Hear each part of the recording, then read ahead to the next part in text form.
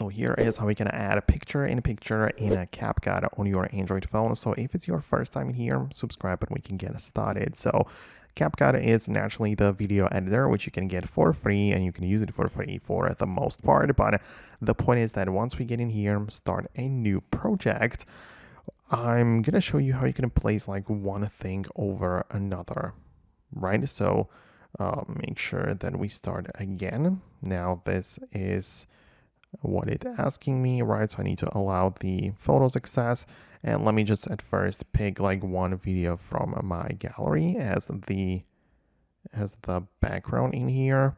Click on add, and then now that we have like the first thing in here, we can add another thing on the top.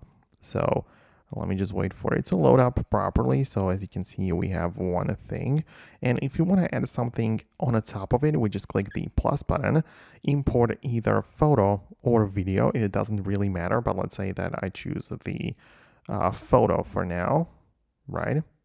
Make sure you confirm it and click on add. And at the beginning, it just shows at the end, right? So as you can see, I have the little watermark there, and the other picture should appear at the end. If it doesn't, let me just bring it in here once again. So let me choose this picture as such,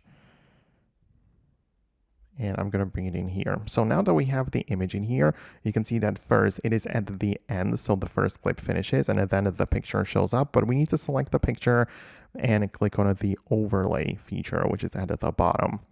Once you do it like this, it shows up at the bottom like so, and it just means that it is on the top of it, right? So as you can see, this essentially means that the image is on the top. So we can grab it, move it around, make it smaller, and now we have sort of like the picture in picture mode within a Capcut.